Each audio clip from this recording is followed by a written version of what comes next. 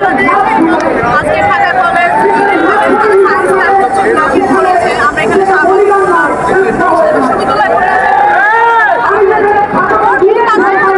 এই দাবিটা এই চাওয়াটা শুধু ঢাকা বিশ্ববিদ্যালয় না, এই দাবিটা এই চাওয়াটা সারা দেশের মানুষ আজকে সারা দেশের মানুষ লাথি করেছে। আপনার পেটেও লাথি করেছে, আপনি ভেবে দেখেন। কারণ আপনার বাচ্চা কিন্তু বের হয়ে এই কোটার কারণে চাকরি পাবে। আপনাদের দাবির সাথে বলা চলে সরকার দলের বড় একটা দল ছাত্রলীগ, তারপর হচ্ছে অন্যান্য দলের তারা কেন সম্মতি জানাচ্ছে না, তারা সম্মতি জানিয়েছে। এখানে ঢাকা বিশ্ববিদ্যালয়ে এই যে সার্জিস ভাই দাঁড়িয়ে আছে, উনি ছাত্রলীগের নেতা। আমাদের সকল প্রকার রাজনৈতিক দল থেকে সবাই আছে এবং আমরা এই দাবিটা সবাই মিলেই আমরা এই দাবিটা করছি, আন্দোলন করছি। কারণ দিন শেষে চাকরিটা তাদেরও লাগবে, সবারও লাগবে। কোনো দল কাউকে চাকরি দেবে না।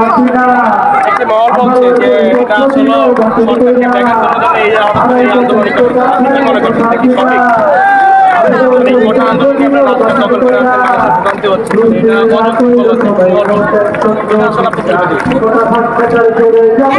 আজকে তার অসুবিধা হচ্ছে, তার মতো জীবনে কয়েকটা দিন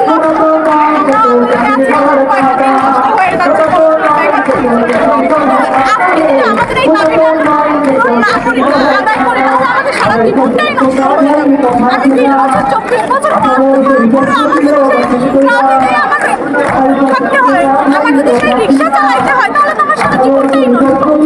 আমরা মনে করবো আমরা জনগণের জন্য এটাই যে আপনাদের সাময়িক অসুবিধা হচ্ছে এবং আপনাদের অসুবিধা করা আমাদের উদ্দেশ্য না, এবং এই দাবিটা হয়তো আপনাদের জন্য দাঁড়িয়ে থাকতেছেন, আপনাদের চাকরিটা লাগবে।